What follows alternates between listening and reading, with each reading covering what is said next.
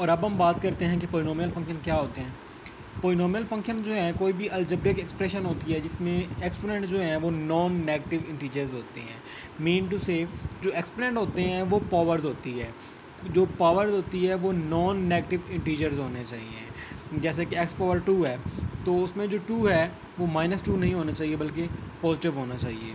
और उसकी जो फॉर्म होती है पोलिनोमियल की वो ये फॉर्म होती है p of x is equal to a n x power n plus ये सेम, ये जो फॉर्म होती है ये पोलिनोमियल की फॉर्म होती है। और इसको अगर हम स्टैंडर्ड फॉर्म में लिखें तो वो ये होती है p of x is equal to 2x power 4 minus 3x power 3। ये अगर आप देखें तो इसमें जो पावर है वो डिक्रीज़ हो रही है, वो डिसेंडिंग ऑर्डर में है, जैसे कि 3 है, 4 है, 3 है, फिर इस तरह जो है डिक्रीज़ हो रही है।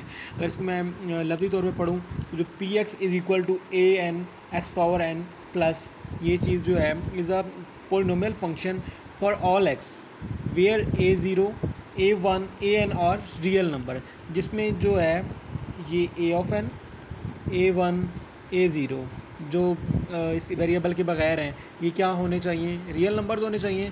एंड एक्सपोनेंट और जो पावर है ये वाली n-1 ये कोई भी पावर हो सकती है, जैसे कि 2 हो सकता है, पावर 3, ये जो है वो नॉन नेगेटिव इंटीजर्स होनी चाहिए। एक्सपोनेंट नॉन नेगेटिव इंटीजर होने चाहिए। an is called leading coefficient of p of x of degree n where n a of n not equal to 0।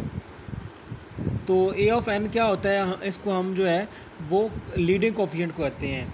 Leading coefficient कौन सा होता है, जो मैक्सिमम हमारे पास पावर होती है, मैक्सिमम जो पावर होती है उसके साथ जो कि कोफिशिएंट होता है ये जैसे कि हमारे पास है। अब इसमें देखें स्टैंडर्ड फॉर्म में देखें तो जो मैक्सिमम पावर है 4 है, तो इसके साथ जो कोफिशिएंट है 2, ये क्या है, लीडिंग कोफिशिएंट। तो यही बता रहा है कि a of n is called leading coefficient of p of x of degree n where an not equal to 0। और ये जो कोफिशिएंट है 2 या जो भी हाईएस्ट पावर के साथ जो कोफिशिएंट होता है वो 0 नहीं होना चाहिए। Degree of polynomial function is the maximum power of x in equation.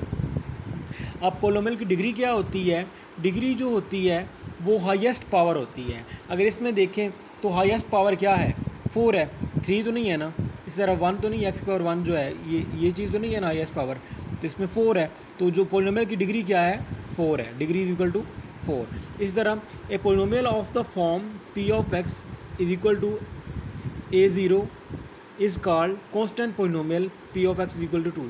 अब अगर इस तरह से कोई हमारे पास इक्वेशन हो p of x is equal to a0, तो ये कोई भी कांस्टेंट हो सकता है, उसको हम कहते हैं कांस्टेंट पोलिनोमियल। इस तरह हम बात करते हैं आप एक्सपोनेंशियल फंक्शन की।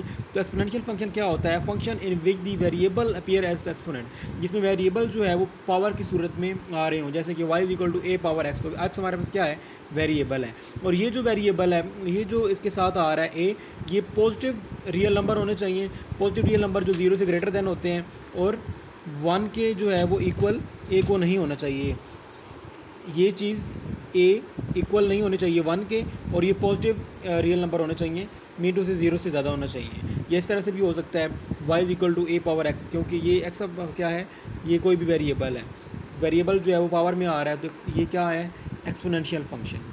होप सो कि आपको समझ आ गई होगी। अगर कोई भी प्रॉब्लम हो तो आप मुझसे पूछ सकते हैं। Thank you.